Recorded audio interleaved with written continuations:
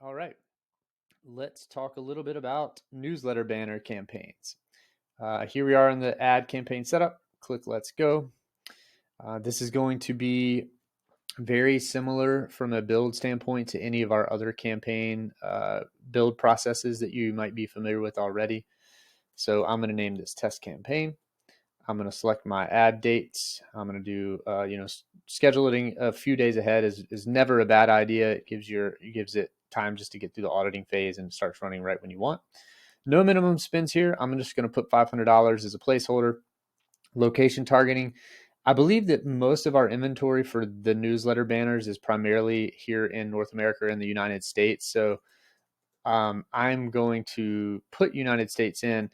When you're thinking about newsletter banners, this is really more of a brand awareness play than it is something that I would say you might expect a lot of direct clicks from.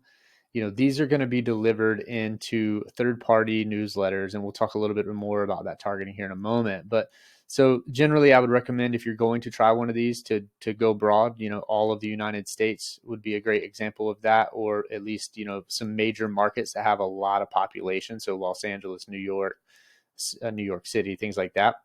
In this example, I'm just going to do United States. Excuse me.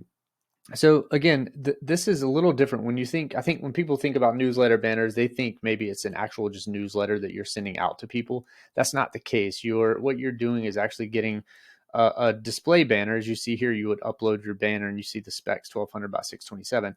This is actually going to be displayed or presented into a third-party newsletter. So when you're looking at deal targeting, these are your newsletter options.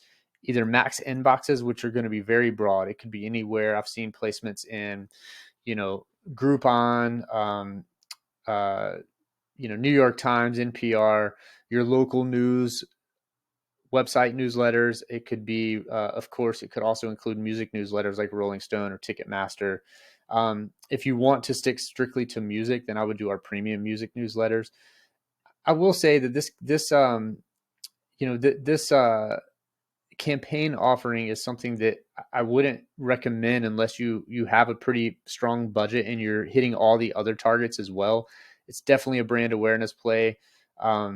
So I think where most people, if you have a limited budget, I would say focus on our web and mobile ad offerings or connected TV, something that maybe provide a little bit more value than the newsletter banners do. But these are a great way if you do have a budget and you want to kind of touch people in multiple ways. You can run ads through the newsletter in addition to the web and mobile, in addition to your social media ad strategy, things like that. So this is a great way to kind of generate that awareness, especially with a new release or festival announce. I could see these being valuable.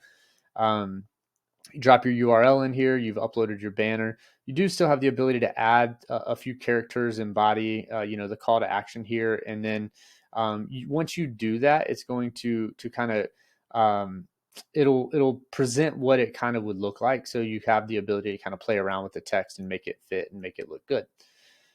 With that, everything else is going to be just like any other campaign you've built. You come down here and you click publish. You can add additional PO to invoice. You can opt in for your email notifications. But that's really the overview. The main thing to consider here is what your targeting is, whether you're going broad, all newsletters, or just our premium music newsletter options.